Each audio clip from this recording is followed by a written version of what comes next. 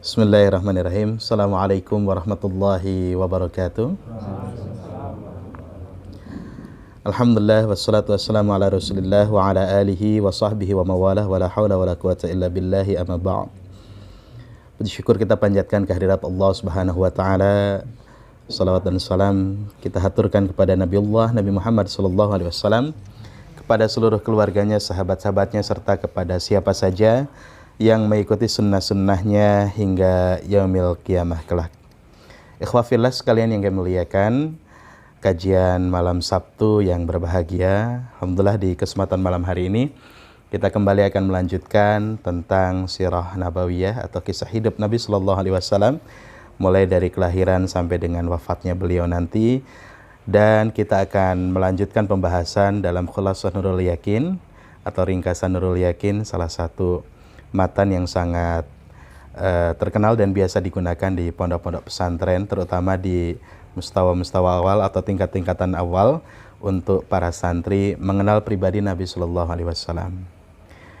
Kita sekarang masuk ke halaman 17, yaitu Ad-Daur Ats-Tsani, pada bagian yang kedua min hayati Rasulullah Sallallahu Alaihi Wasallam, dari kehidupan Nabi Sallallahu Alaihi Wasallam. Bad'u nuzulil wahyi, permulaan turunnya wahyu.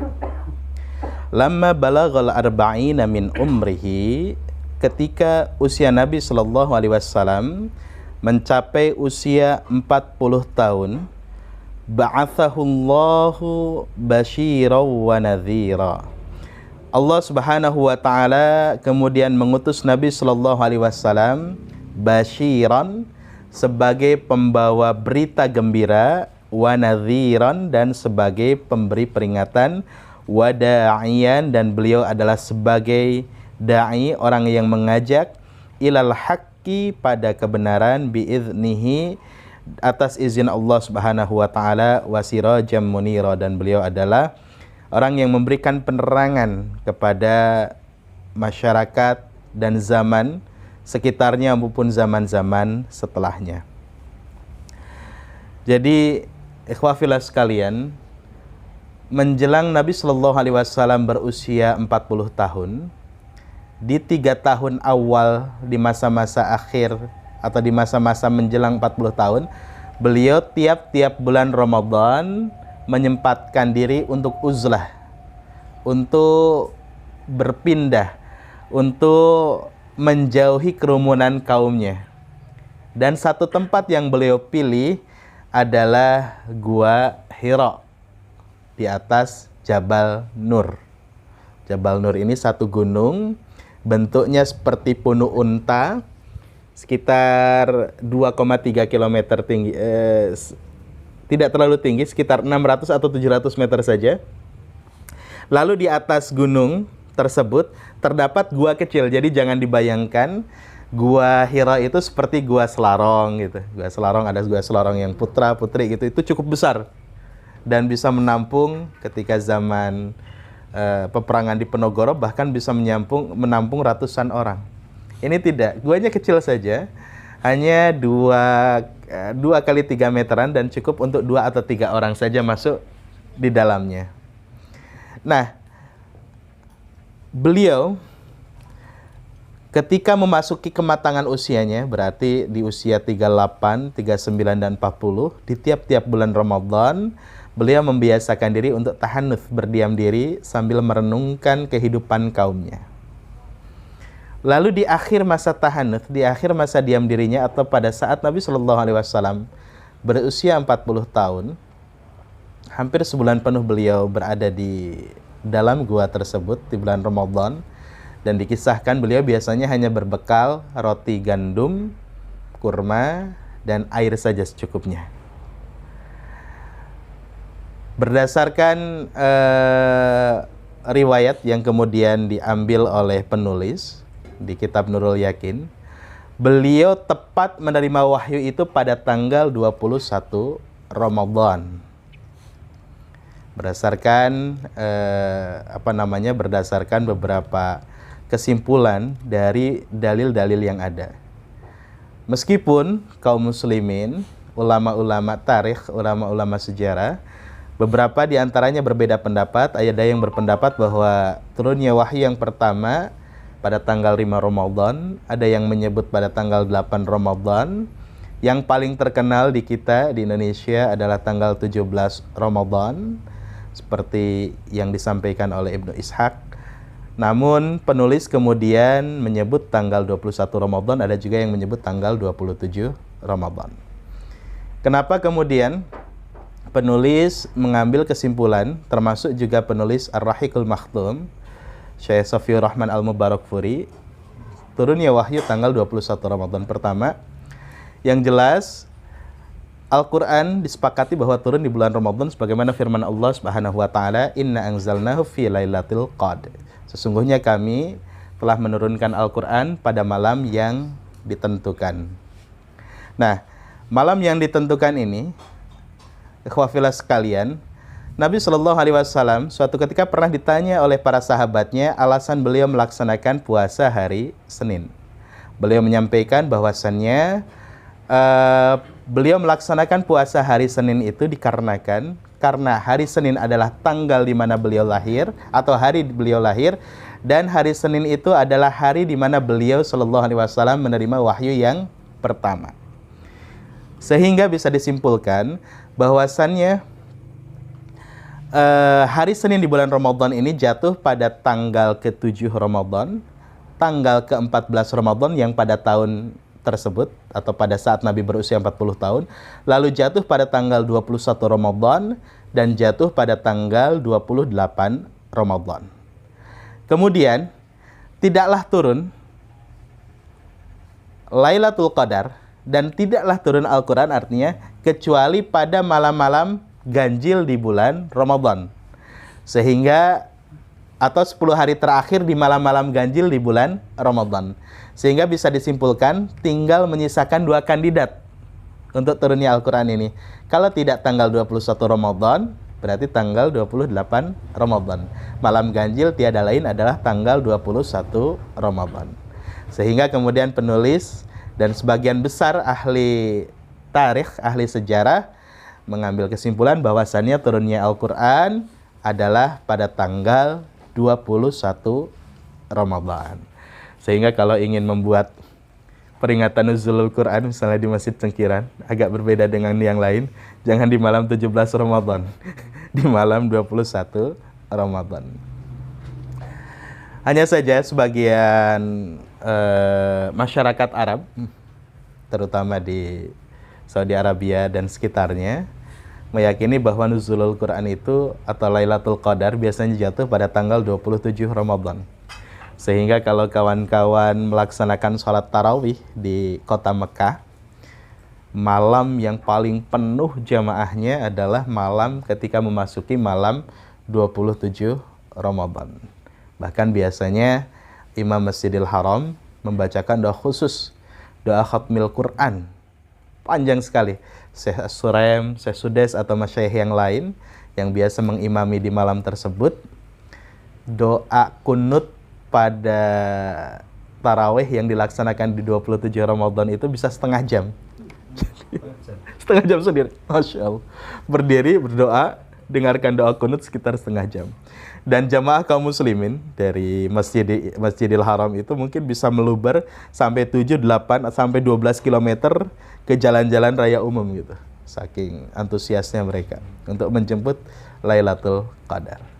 Nah, itu diantara pendapat tentang tanggal berapa Al-Quran pertama kali diwahyukan atau diturunkan oleh Allah Subhanahu wa ta'ala. Nah, waqad budi al-wahyu birru'ya as-sadiqah. Dan wahyu ini diawali dengan mimpi yang sangat jelas biasanya. Jadi Nabi Shallallahu Alaihi Wasallam biasa bermimpi, yang mana mimpi itu seolah-olah adalah sesuatu yang sangat jelas diberikan atau nampak di hadapan mata beliau Shallallahu Alaihi Wasallam. Kemudian thumma nazzala alaihi ruhul amin Jibril. Kemudian turun kepada Nabi Shallallahu Alaihi Wasallam ar-ruhul al-amin, yaitu malaikat Jibril alaihissalam. wa huwa yata'abbadu fi ghari Hira. Dan pada saat itu Nabi sallallahu alaihi wasallam sedang melaksanakan ibadah di Gua Hira. Jadi Nabi sallallahu alaihi wasallam sebagaimana dikisahkan di awal-awal pertemuan kita terdahulu, beliau sangat terjaga dari penyembahan-penyembahan sebagaimana yang dilakukan oleh kaumnya. Kaum Nabi Shallallahu Alaihi Wasallam, kaum Quraisy dan masyarakat Jazirah Arab saat itu, mereka melakukan penyembahan terhadap dua hal. Yang pertama adalah yang sifatnya asnam, sifatnya berhala, sesuatu yang nampak secara fisik dan itu disembah. Wujudnya macam-macam. Penyembahan ini ada Lata, Uzza, Manat, Hubal yang paling terkenal. Juga hampir tiap-tiap rumah mesti memiliki sembahan masing-masing atau patung yang disembah masing-masing. Terdapat juga authan. Authan ini sesuatu yang dikeramatkan. Sama seperti di kita, ini masih banyak.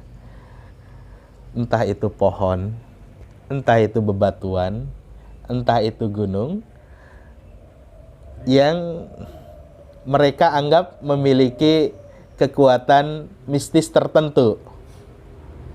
Jadi asnam dan authan ini adalah satu kesyirikan yang sudah terjadi sejak zaman lalu. Dan sayangnya sampai saat ini memang tidak pernah bisa dihapuskan secara total. Nah, hujan ya? Ikhwah fillah sekalian, malaikat Jibril datang kepada Nabi Shallallahu Alaihi Wasallam dalam wujud lelaki yang berpakaian serba putih, mendekap Nabi dari arah belakang. Ini sesuatu yang mengagetkan beliau Shallallahu Alaihi Wasallam. Didekap, kemudian disampaikan Iqra, bacalah. Padahal Nabi adalah seorang Nabi yang ummi, Nabi yang buta huruf. Sengaja Allah Subhanahu wa Ta'ala menjadikan Nabi Shallallahu Alaihi Wasallam sebagai seseorang yang buta huruf. Pada akhirnya Nabi kemudian memiliki sekretaris pribadi untuk menuliskan wahyu. Seperti Ali bin Abi Thalib, ponakannya, merupakan salah satu penulis wahyu. Kemudian Zaid bin Thabit juga salah satu penulis wahyu. Nah, untuk menghindari anggapan dari orang-orang Quraisy dahulu bahwasannya ketika Nabi Shallallahu Alaihi Wasallam menyampaikan ayat, menyampaikan wahyu-wahyu Allah Subhanahu wa Ta'ala, Nabi hasil dari membaca kitab-kitab suci terdahulu, sehingga Allah Subhanahu wa Ta'ala jadikan Nabi Shallallahu Alaihi Wasallam sebagai Nabi yang ummi, Nabi yang buta huruf. Namun demikian, ini menarik sekali. Perintah Allah Subhanahu wa Ta'ala untuk yang pertama, untuk Nabi Shallallahu Alaihi Wasallam adalah Iqra. Nabi sampai menjawab, Ma ana biqari. Saya bukanlah seseorang yang pandai membaca. Untuk yang kedua kalinya, malaikat Jibril menyampaikan Iqra, bacalah. Kembali Nabi menyampaikan, Ma ana biqari. Saya tidak pandai membaca. Iqra, bacalah. Ma ana biqari. Untuk yang ketiga kalinya juga Nabi Shallallahu Alaihi Wasallam menyampaikan bahwa beliau bukanlah seorang yang pandai membaca. Bismi rabbikal ladzi khalaq. Iqra, bacalah dengan menyebut nama Tuhanmu yang telah menciptakanmu. Khalaqal insana min 'alaq. Iqra wa rabbukal akram alladzi 'allama bil qalam. Jadi itulah ayat 5 ayat pertama yang diturunkan Allah Subhanahu wa Ta'ala kepada Nabi Sallallahu Alaihi Wasallam. Dan ayat pertamanya yang sangat menarik sekali adalah ayat untuk membaca. Sehingga ikhwas sekalian, sebetulnya membaca ini adalah tidak hanya sifatnya membaca hal-hal yang tekstual, yang tertulis, namun juga adalah kontekstual, hal-hal yang berada di lingkungan sekitar kita. Dan itulah yang Allah Subhanahu wa taala minta dari Nabi sallallahu alaihi wasallam untuk mencerna, memahami, membaca dan memberikan solusi kepada umat di sekitaran Nabi. Sehingga nanti ke depan kita akan membahas nanti bagaimana kemudian beliau melakukan fase dakwah sirriyah, sembunyi-sembunyi, dan kemudian beliau menyampaikan dengan fase dakwah jahriyah terang-terangan. Lalu beliau melakukan strategi-strategi dakwah tertentu sehingga beliau kemudian hijrah ke Madinah, lalu sampai dengan peristiwa Fathul Mekah. Mekah bisa dibebaskan dari kesyirikan. Wa 'allamahu kaifa yahdin nas as-siratal mustaqim. Dan Allah Subhanahu wa taala mengajar kepada Nabi sallallahu alaihi wasallam melalui malaikat Jibril bagaimana Nabi memberikan petunjuk, memberikan tahu kepada manusia as-siratal mustaqim, jalan yang lurus. Wa yurshiduhum ila ittiba'id din al-qawim, dan menunjuki mereka kepada agama yang lurus. Nah, ikhwas sekalian yang kami muliakan, setelah Nabi Shallallahu Alaihi Wasallam menerima wahyu yang pertama, yang dirajihkan oleh penulis tanggal 21 Ramadan, kemudian beliau fatrah dari wahyu.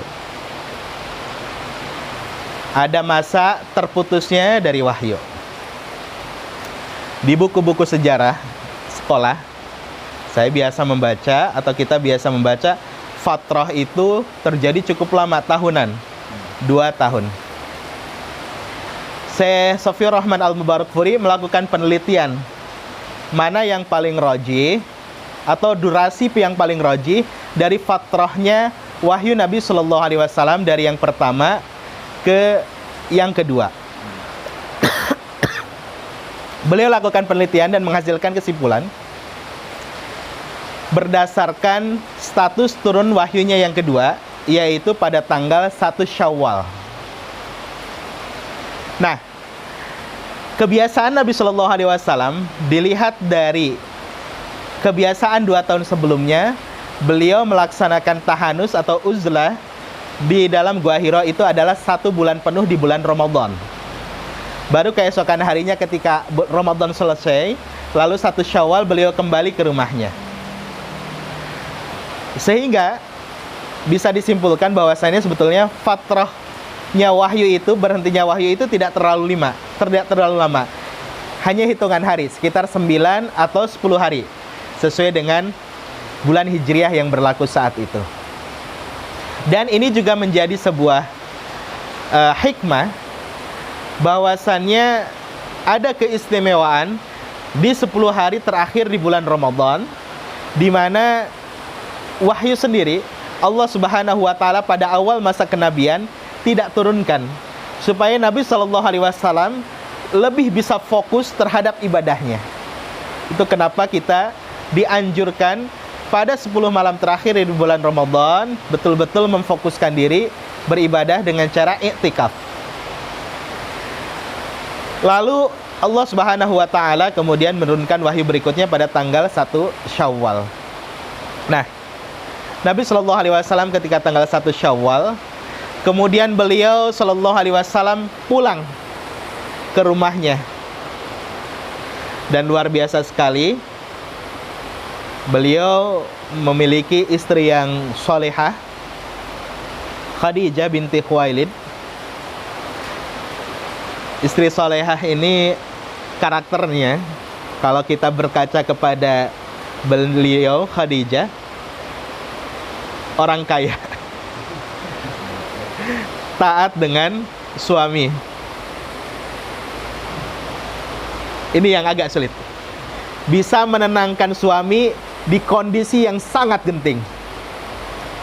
Kalau kita curhat ke istri, kadang bukannya memberikan solusi, malah tambah memberikan kekhawatiran kepada kita.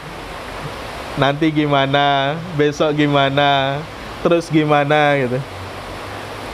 Khadijah tidak. Ketika Nabi Shallallahu Alaihi Wasallam pulang, Beliau minta diselimuti dan diselimuti oleh Khadijah. Nabi kemudian menceritakan kepada Khadijah perihal apa yang dialami beliau sallallahu alaihi wasallam tatkala di Gua Hira dan kekhawatiran beliau. Dengan tenang, Khadijah kemudian menenangkan kepada Nabi, "Wahai suamiku, engkau adalah seorang pribadi yang mulia. Engkau tidak pernah memutus silaturahmi. Engkau senang membantu sesama manusia. Maka yakinlah apa yang akan datang kepadamu atau apa yang mendatangimu bukanlah sesuatu yang akan memudaratkanmu atau membahagiakanmu." Kemudian beliau pun memberikan solusi, mengajak Nabi Shallallahu Alaihi Wasallam untuk menemui pamannya seorang ahli kitab, Waraqah bin Naufal.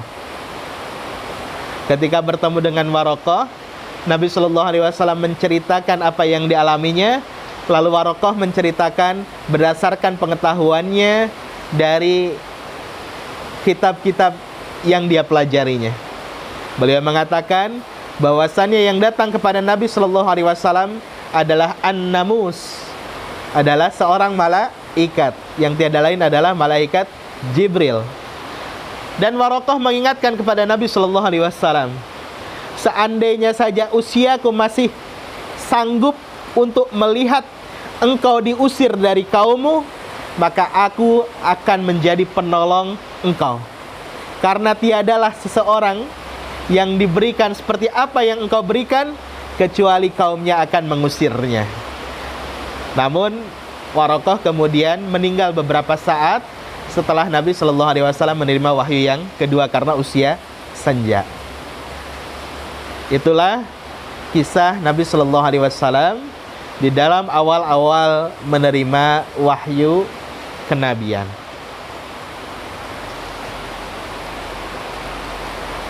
Halatul Arab qablal Islam. Pada bagian selanjutnya, penulis menggambarkan kondisi bangsa Arab sebelum kedatangan agama Islam. Kanal Arabu qablal Islam musyrikin.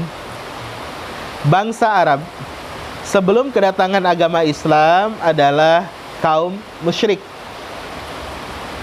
Ya'budunal asnam, mereka menyembah berhala, wa yuqaddisunaha, dan mensucikannya.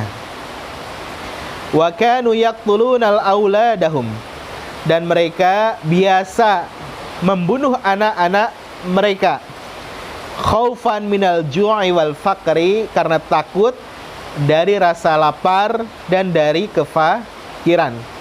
Bahkan wa yadfinuna banatihim wa hunna hayyatun, dan mereka biasa menguburkan anak-anak perempuan mereka karena merasa malu memiliki anak perempuan. Khasyatal 'ari wal 'aib, karena takut anak perempuan itu memiliki atau memberikan aib kepada mereka. Kenapa? Sebab nanti anak perempuan biasa dijadikan giliran, biasa dijadikan budak, tidak bisa membantu peperangan. Sehingga dikhawatirkan nanti menjadikan aib untuk keluarga tersebut. Wa kanu mutanafirina wa mutasyajirin. Jadi mereka adalah orang-orang yang saling bermusuhan, saling mendengki satu dengan yang lain. Yuharibu ba'duhum ba'dan li'auhal asbab. Bahkan kadang terjadi perang atau perang sesama mereka dengan perang yang sangat besar karena sebab-sebab yang sangat simpel. Itu kondisi bangsa Arab sebelum kedatangan Nabi Shallallahu Alaihi Wasallam.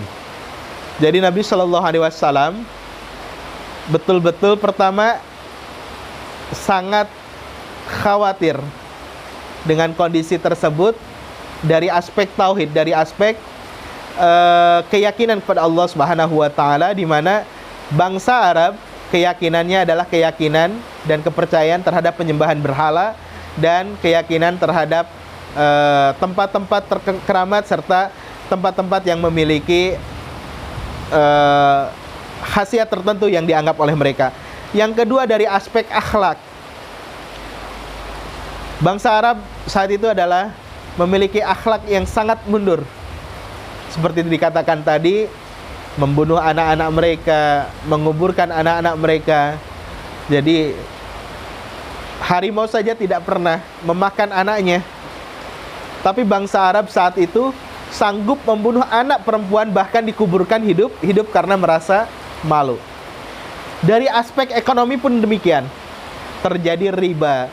Kemudian yang kaya menyiksa yang lemah. Perbudakan terjadi di mana-mana. Pengambilan harta tanpa hak juga terjadi di mana-mana. Sehingga kondisi tersebut disimpulkan dalam satu kata, kondisi jahiliyah, keterbelakangan, kebodohan. Nah, Nabi Shallallahu Alaihi Wasallam sengaja disiapkan oleh Allah Subhanahu Wa Taala untuk bisa memberikan solusi terhadap permasalahan-permasalahan yang terjadi di kaumnya, juga untuk manusia di seluruh dunia. Nah, setelah menerima wahyu, kemudian bagian berikutnya beliau menyampaikan ad-da'watu sirran. Beliau menyampaikan dakwah secara sembunyi-sembunyi. Badan Nabi sallallahu alaihi wasallam bid'awati sirran lamma nazala alaihi. Kemudian Nabi sallallahu alaihi wasallam menyampaikan dakwah secara sembunyi-sembunyi tatkala turun wahyu kepada beliau, yaitu surat Al-Mudaththir. Ya ayyuhal mudaththir, wahai orang yang berselimut. Kum fa'angzir. Kalau kawan-kawan belajar bahasa Arab, arud, ilmu arud wal qawafi, jadi nada dan irama, nada, rima dan irama sebuah sajak ini indah sekali. Misalnya di akhir kata menggunakan ra mati atau ra sukun. Artinya kata-kata dalam kalimat tersebut memiliki penekanan-penekanan makna yang sangat besar. Wahai orang yang berselimut, artinya wahai Nabi Shallallahu Alaihi Wasallam, janganlah engkau menutup diri, membukalah diri, bukalah selimutmu. Kum fa'angzir, bangunlah dan berilah peringatan. Peringatan untuk orang-orang sekitarmu dan masyarakat sekitarmu. Warabbaka fakabbir, dan agungkanlah nama Tuhanmu. Wa thiyabaka fatahhir, dan bersihkanlah pakaianmu. Warud zafahjur, dan jauhilah perbuatan keji. Wala tamnun tastakthir, dan janganlah engkau memberi dengan tujuan untuk meminta lebih. Wali rabbika fasbir, dan bersabarlah terhadap Tuhanmu. Jadi ayat-ayat awal di dalam Quran surat Al-Mudaththir ini, juz ke-29, memberikan gambaran dan mengajak Nabi Shallallahu Alaihi Wasallam untuk mulai berdakwah kepada kaumnya.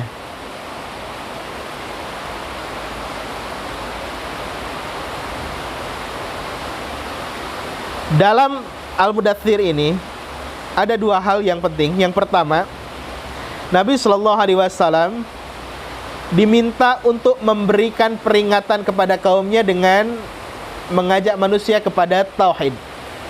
Lalu Nabi Shallallahu Alaihi Wasallam diminta oleh Allah Subhanahu Wa Taala untuk menjadi suri tauladan kepada mereka. Wa rabbaka fakabbir wa thiyabaka fatahhir warujza fahjur wala tamnun tastakthir. Dan Nabi Shallallahu Alaihi Wasallam juga diingatkan oleh Allah, juga pengingat untuk kita, janganlah kita melakukan sesuatu untuk meminta lebih di dunia ini. Jadi janganlah kita melakukan suatu kebaikan dengan harapan mendapatkan balasannya di dunia, karena balasan Allah adalah sesuatu yang lebih tinggi di akhirat nanti. Dan hal urgent lagi adalah bahwasannya Allah mengingatkan ketika kita menempuh suatu jalan dakwah, maka hendaknya walirabbika fasbir, maka hendaknya kita bersabar kepada Allah Subhanahu wa taala. Dakwah sembunyi-sembunyi yang dilakukan oleh Nabi Shallallahu alaihi wasallam, yang dimaksud dakwah sembunyi-sembunyi ini adalah Nabi Shallallahu alaihi wasallam mendakwahi kaumnya tidak langsung frontal, tapi dari orang ke orang. Fada'a ahli baitihi, pada awalnya fada'a ahla baitihi, pada awalnya beliau mendakwahi teman serumah. Kalau dalam bahasa Sunda itu batur sakasur, batur sasumur, batur salambur. Teman satu kasur, teman satu sumur atau satu tempat air, dan teman satu kampung.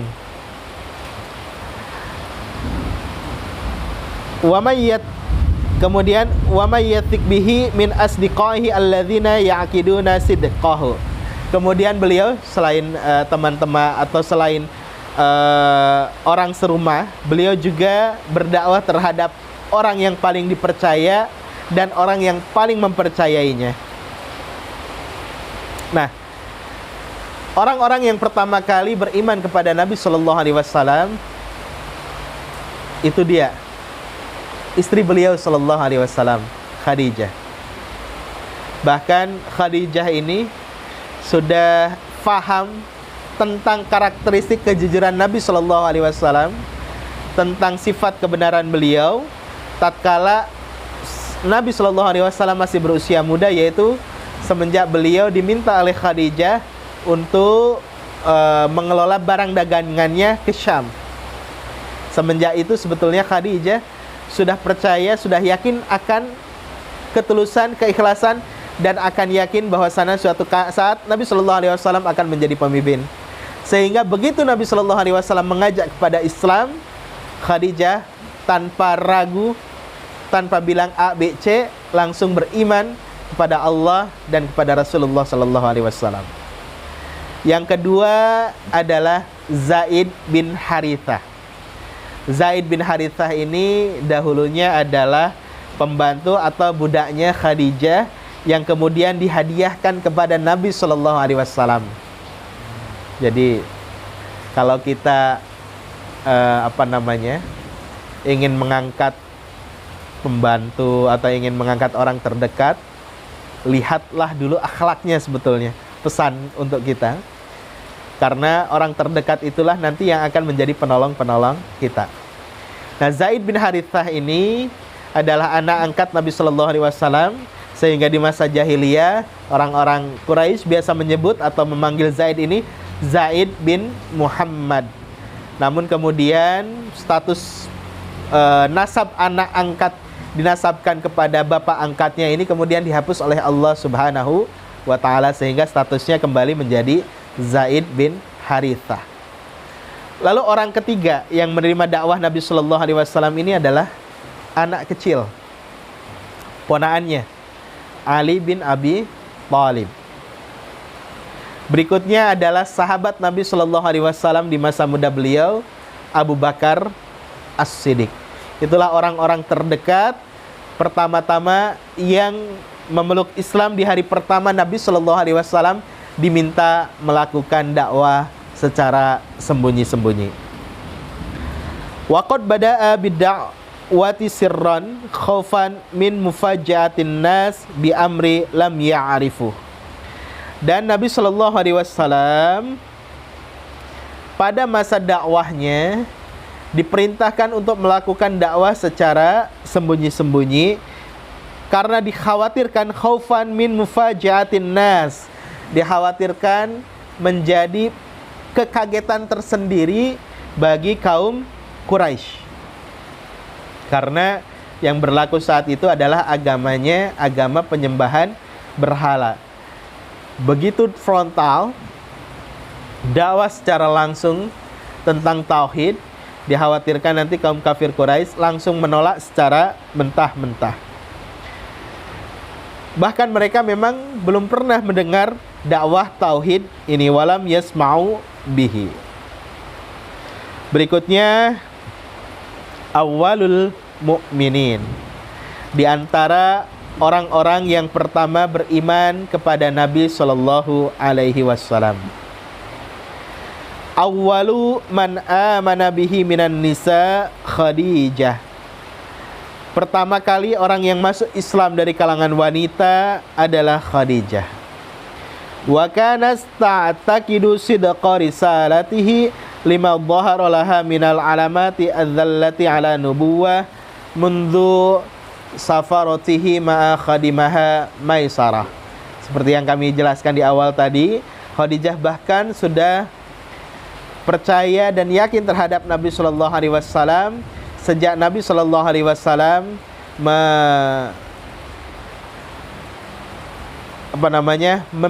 mendagangkan atau mengolah harta kekayaan Khadijah untuk diperdagangkan di Syam dan didampingi oleh pendampingnya yaitu Maisarah. Wa awwalu man amana bihi minar rijal Abu Bakar As-Siddiq. Adapun orang-orang yang pertama beriman kepada Nabi sallallahu alaihi wasallam dari kaum laki-laki adalah Abu Bakar As-Siddiq. Wa kana shadiqahu qabla ba'thihi, dan Abu Bakar As-Siddiq ini merupakan sahabat Nabi sallallahu alaihi wasallam sebelum beliau diutus menjadi nabi. Walam ya'had alaihi kadziban, dan Abu Bakar As-Siddiq ini dikenal tidak pernah berdusta. Wa Zaid bin Harithah, kemudian Zaid bin Harithah, wa kana mamlukun Nabi sallallahu alaihi wasallam fa'taqahu, dan Zaid bin Harithah ini adalah budak Nabi sallallahu alaihi wasallam yang kemudian dimerdekakan oleh beliau. Wa awwalu man amana bihi minas sibyan Ali bin Abi Thalib, dan orang yang pertama kali beriman dari kalangan sibyan anak-anak adalah Ali bin Abi Thalib. Wa kana rabibur Rasul sallallahu alaihi wasallam, dan Ali bin Abi Thalib wa kana rabibur Rasul adalah ponakan Nabi sallallahu alaihi wasallam. Kemudian wa qadda Abu Bakri may yuhibbuhu wa yuhibbunahu, kemudian Abu Bakar As-Siddiq mengajak orang-orang yang dicintainya dan mencintai beliau. Fa'ajabahu jam'un katsirun, lalu menjawablah terhadap dakwah Abu Bakar ini satu kelompok yang cukup banyak, adalah sekitar 8 orang. Di antaranya adalah Utsman bin Affan, kemudian Zubair bin Awam, kemudian Arqam ibnu Arqam, lalu beberapa sahabat yang lain. Jadi setelah Abu Bakar masuk Islam, kemudian Abu Bakar menjadi perantara masuk Islamnya banyak sahabat-sahabat yang kemudian menopang dakwah Nabi sallallahu alaihi wasallam. Mereka-mereka yang pada awal atau mereka-mereka yang kemudian masuk awal di fase-fase kenabian dikenal dengan as-sabiqunal awwalun, orang-orang yang pertama-tama beriman kepada Nabi sallallahu alaihi wasallam. Para ahli tarikh mengumpulkan jumlah mereka adalah kurang lebih 130 orang. Jadi banyak sekali profil-profil istimewa, profil-profil hebat yang bisa kita pelajari dari as-sabiqunal awwalun ini.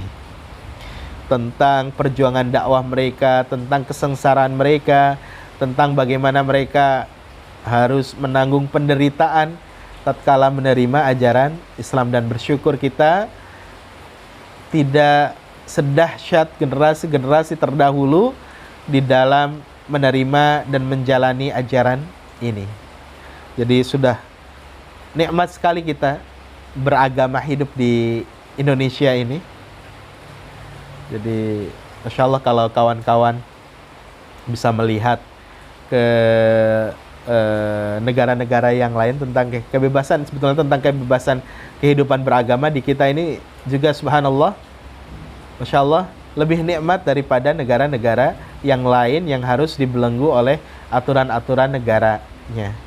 Jadi kita ini kalau ingin tapi sayangnya ya semua bisa jalan itu. Yang kanan, paling kanan sekalipun atau yang paling kiri sekalipun bisa berjalan berbenturan. Berikutnya ad-da'watu jahran. Nah, Nabi Shallallahu Alaihi Wasallam melaksanakan dakwah secara sirriyah, secara sembunyi-sembunyi ini sekitar 3 tahun lamanya. Dan kaum kafir Quraisy belum merasa terganggu karena Nabi belum secara frontal menyerang Tuhan-Tuhannya Quraisy di hadapan mereka langsung. Tokoh-tokoh Quraisy masih melihat Nabi Shallallahu Alaihi Wasallam sebagai seseorang yang nyeleneh saja, belum memberikan ancaman serius, sehingga beliau masih leluasa, Nabi Shallallahu Alaihi Wasallam masih leluasa bergerak, masih leluasa beraktivitas, masih leluasa melakukan komunikasi dengan teman-teman dan sahabatnya yang lain. Yang mulai merasakan dampaknya adalah mereka-mereka pengikut Nabi Shallallahu Alaihi Wasallam yang berasal dari golongan lemah, yaitu diantaranya adalah para budak. Mengapa? Sebab ajaran Islam ini betul-betul memberikan kesetaraan kedudukan kemanusiaan yang saat itu di fase jahiliyah itu tidak akan dapat ditemukan. Karena dari segi strata sosial, masyarakat jahiliyah dibedakan menjadi para pembesar dan pemuka Quraisy, kemudian orang-orang yang memiliki harta kekayaan, lalu orang-orang biasa, kemudian para pejuang yang senantiasa berperang, dan golongan paling lemah, paling bawah adalah para budak. Manusia saat itu atau orang-orang Quraisy memperlakukan budak tak ubahnya seperti hewan. Bisa diperjualbelikan, lalu dengan mudahnya bisa disiksa dan tidak memiliki perlindungan hukum apapun. Apa yang terjadi terhadap budak terserah tuannya. Tuannya mau memperlakukan apa, itu menjadi hak atau menjadi hal yang harus diterima oleh para budak saat itu. Sehingga ketika muncul agama Islam yang menjanjikan dan menghapuskan kasta manusia, maka salah satu yang menyambut cukup deras adalah dari kalangan masyarakat bawah di bangsa Arab. Lalu fase dakwah berikutnya Nabi Shallallahu Alaihi Wasallam ad-da'watu jahron. Nabi Shallallahu Alaihi Wasallam melakukan dakwah secara terang-terangan. Istamaratid da'watu sirriyatu 3 sanawat. Dakwah Siriyah ini berlangsung selama 3 tahun. Ajaba fi athnaiha katsirun minal asyrafi wal mawali. Yang mendakwah atau yang menjawab dakwah ini banyak diantaranya adalah para pemuka, meskipun sebagian besarnya adalah mawali, adalah para budak atau orang-orang yang lemah.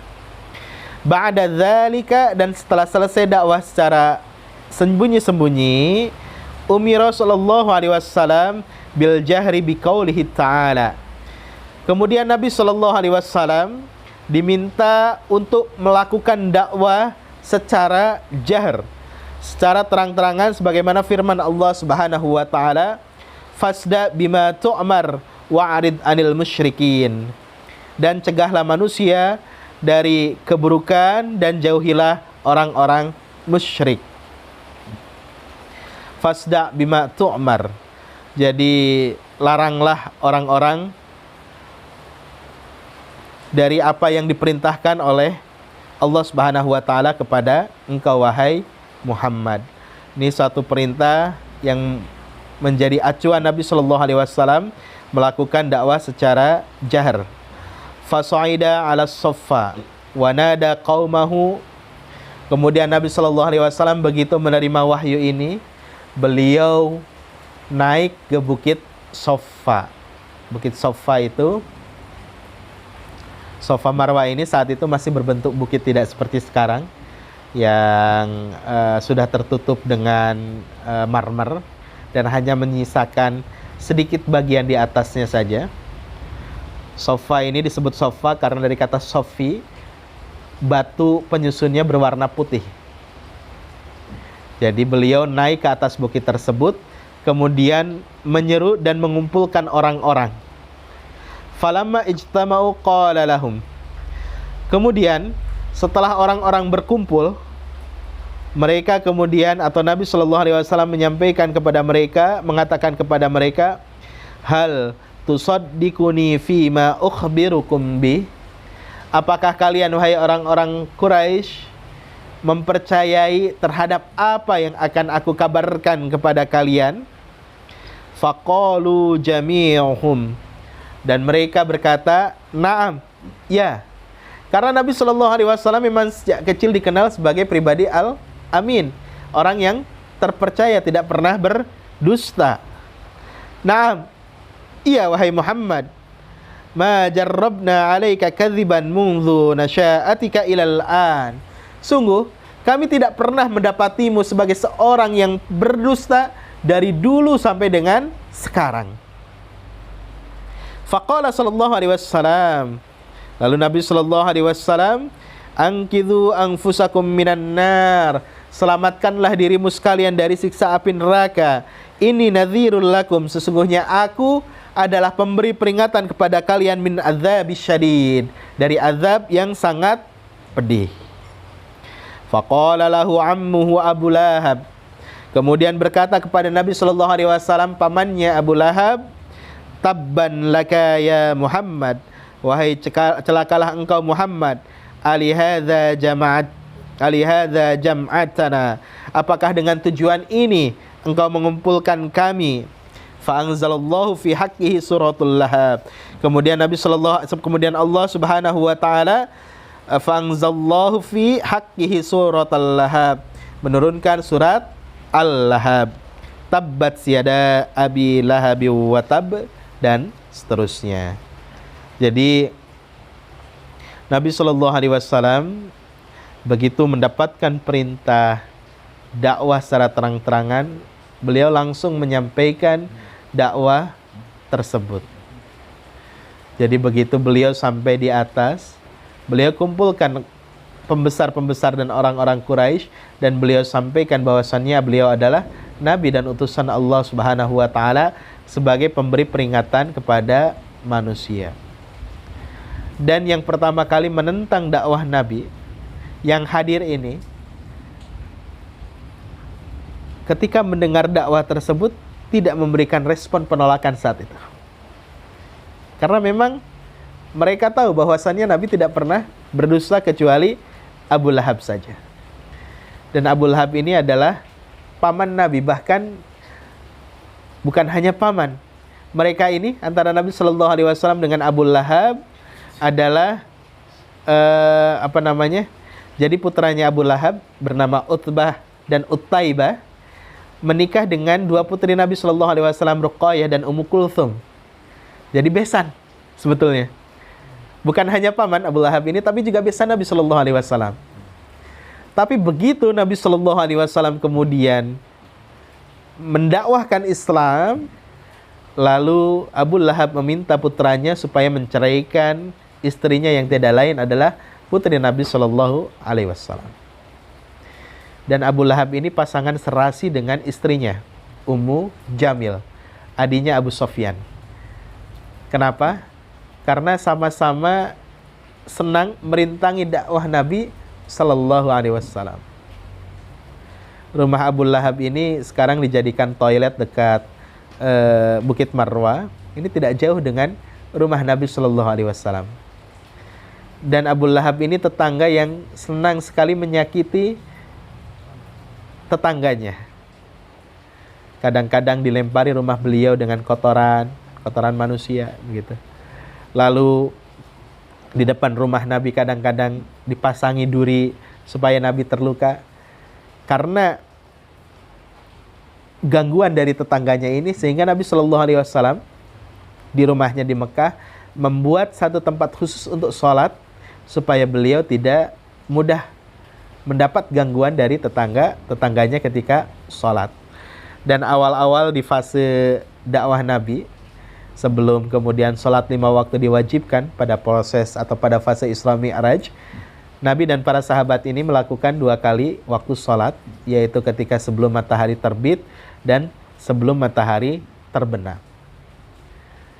Bahkan supaya tidak ketika awal-awal fase dakwah sirriyah, supaya orang-orang ini tidak terlihat sholat oleh yang lain.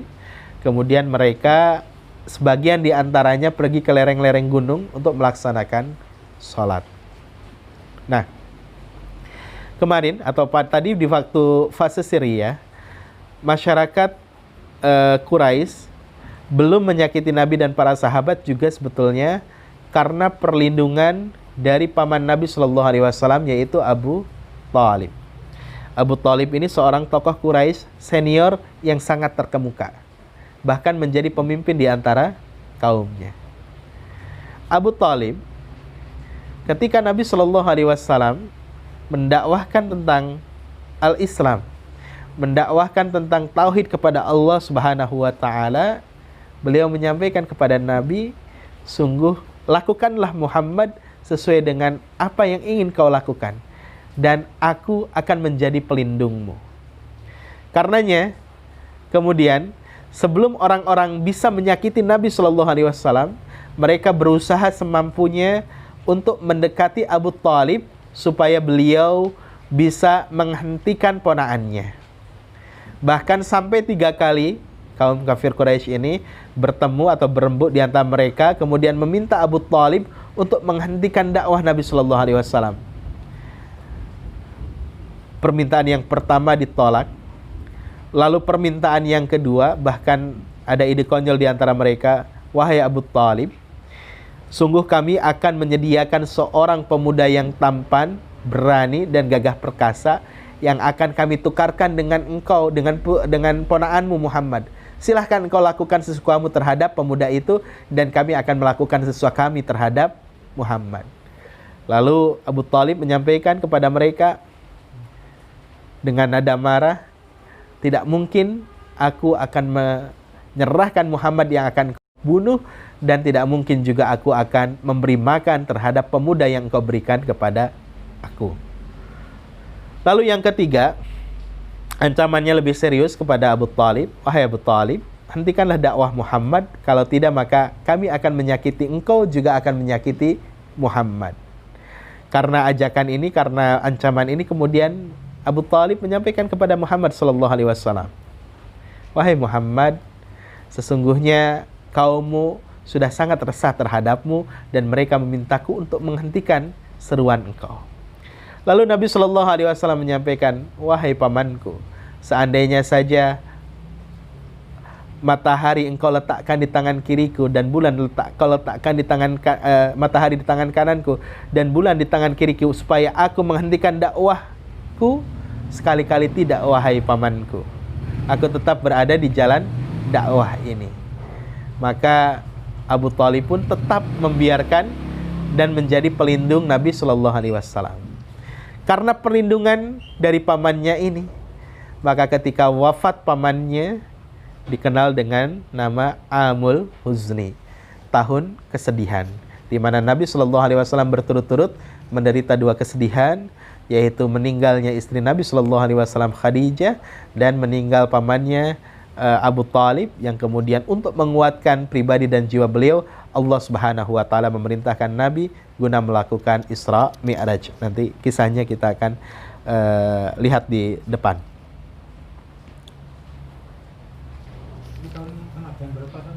Apa?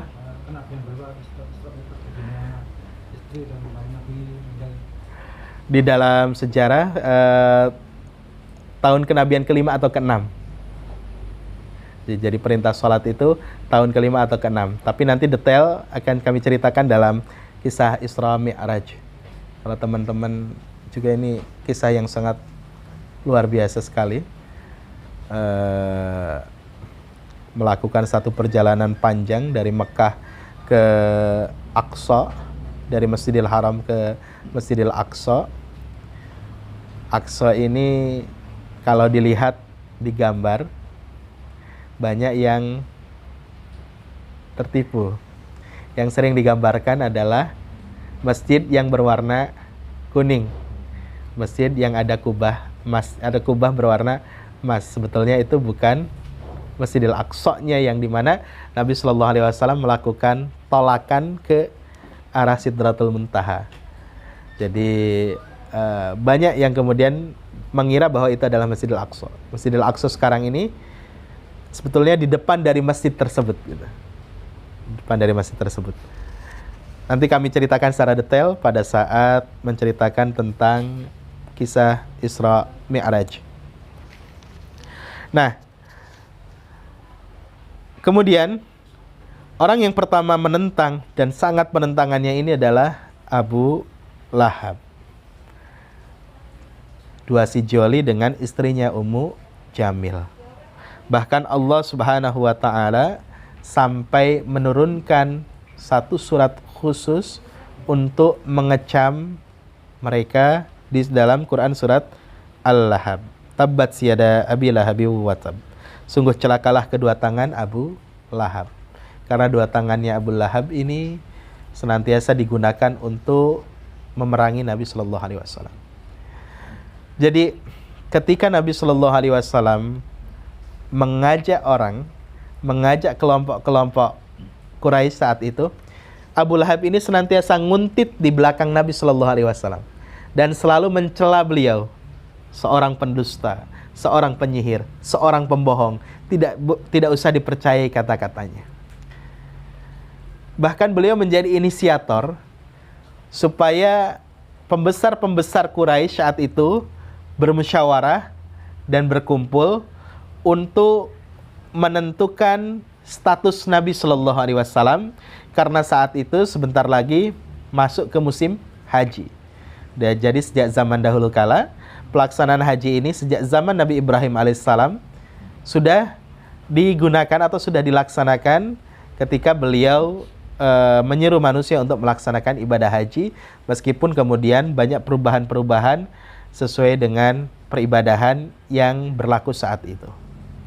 Nah, pembesar Quraisy saat itu khawatir ketika Muhammad Shallallahu Alaihi Wasallam nanti dibiarkan dan masyarakat di sekitar Jazirah Arab melaksanakan haji saat itu, mereka akan terpengaruh oleh dakwah Nabi Shallallahu Alaihi Wasallam. Makanya mereka kemudian bermusyawarah untuk menentukan Nabi ini statusnya apakah orang gila, apakah seorang dukun, apakah seorang pendusta, atau seorang penyihir. Maka disepakati secara keseluruhan status yang akan disematkan kepada Nabi Shallallahu Alaihi Wasallam adalah sebagai seorang penyihir, karena beliau seolah-olah bisa menyihir, menyebabkan suami istri bisa berpisah, orang tua anak bisa berpisah, kemudian tuan dan majikan juga berpisah, karena keistimewaan dari ajaran-ajaran Nabi Shallallahu Alaihi Wasallam. Sehingga publikasi yang disampaikan oleh kaum Quraisy kepada orang-orang di seputaran Jazirah Arab ketika mereka datang, wahai fulan, janganlah engkau dekati Muhammad, sungguhnya Muhammad adalah seorang penyihir. Jadi setiap kali ada yang datang selalu disampaikan Muhammad adalah seorang penyihir. Yang meskipun cara ini dilakukan, tapi juga tidak berhasil membendung dakwah Nabi Shallallahu Alaihi Wasallam. Bahkan dakwah beliau semakin dikenal oleh masyarakat Jazirah Arab, semakin penasaran terhadap dakwah dari Nabi Shallallahu Alaihi Wasallam. Di fase terang-terangan ini, di fase jahar ini, penyiksaan dan penindasan kaum kafir Quraisy terhadap pengikut Nabi Shallallahu Alaihi Wasallam semakin menjadi. Sebagaimana kita kenal kisah-kisah yang sangat memilukan hati, bagaimana Bilal bin Rabah kemudian disiksa oleh tuannya di tengah terik matahari, padang gurun, beliau diseret, kemudian ditindih dadanya dengan batu yang sangat panas. Jazirah Arab ini, kawan-kawan sekalian, kalau pernah ke Mekah, bukit berbatu. Jadi bukan padang pasir murni, tapi lebih dominan batu. Sehingga ketika musim panas tiba, panasnya tuh menjadi-jadi. Sekarang saja dengan teknologi yang cukup canggih, rata-rata musim panas, kami beberapa kali musim haji itu masuk di musim panas, bisa sampai 47-48 derajat Celcius. Kalau mecahkan telur di tengah jalan itu bisa matang. Ini seorang manusia, Bilal, kemudian ditarik dan diseret tengah-tengah padang pasir, dengan pakaian terbuka, lalu dihimpitkan di dadanya satu batu besar yang sangat panas. Dan yang tercetus dari mulutnya adalah Allah, Allah, Allah. Ada juga seorang yang lemah, keluarga Yasir, Abu Yasir, kemudian Ummu Yasir, dan anaknya Yasir, Ammar bin Yasir. Nah, keluarga ini adalah keluarga lemah. Lalu begitu tahu bahwa keluarga ini merupakan masuk Islam, ayahnya disiksa, ibunya disiksa sampai wafat. Ayahnya dikenal sebagai syuhada atau syahid pertama kali yang meninggal dalam kondisi Islam. Ibunya Sumayyah juga disiksa sedemikian rupa. Bahkan kemaluannya sampai ditusuk sampai meninggal dunia begitu. Dan banyak sekali kisah-kisah penyiksaan-penyiksaan yang lain yang diderita oleh as-sabiqunal awwalun, oleh orang-orang yang pertama kali memeluk Islam. Jadi jauh sekali sebetulnya kita berislam sudah sejak lahir tanpa ada tantangan sedikit pun. Mungkin senior-senior kita, orang-orang tua kita mengalami awal-awal misalnya pada saat penjajahan Belanda, penjajahan Jepang, kemudian revolusi kemerdekaan, lalu pada saat pemberontakan menjelang pemberontakan dari komunis dan sebagainya. Namun kesini suasana keislaman makin mudah kita dapatkan. Pertemuan semacam ini kita bisa menemukannya dengan sangat mudah. Dulu di zaman Nabi Shallallahu Alaihi Wasallam pertemuan ini dilakukan secara sembunyi-sembunyi di rumah Arqam ibn Arqam, yang saat ini rumahnya dijadikan salah satu pintu di dekat Bukit Sofa di Masjidil Haram. Jadi ada satu pintu, Babul Arqam ibn Arqam. Harus sembunyi-sembunyi. Kalau kita ya, Masya Allah, bisa bebas. Ustaz Mujiman bisa kemana-mana melakukan safari dakwah tiap hari, sehari bisa 3 kali 4 kali kalau lagi rame. Nah, itu diantara hal-hal yang bisa kita pelajari dari dakwah Nabi Shallallahu Alaihi Wasallam, baik secara sirriyah maupun secara jahriyah, yang insya Allah nanti akan kita lanjutkan di beberapa pertemuan yang akan datang. Mudah-mudahan kisah singkat Nabi Shallallahu Alaihi Wasallam bisa mengilhami kita, bisa menjadi pendorong kita untuk bersyukur dengan kondisi sekarang ini. Bila mana di zaman Nabi Shallallahu Alaihi Wasallam kesulitan-kesulitan mendera kaum muslimin, menyebabkan mereka sangat teguh di dalam keislamannya, apalagi di kondisi kita sekarang ini. Jadi patut kita bersyukur atas kondisi yang kita alami di zaman sekarang ini.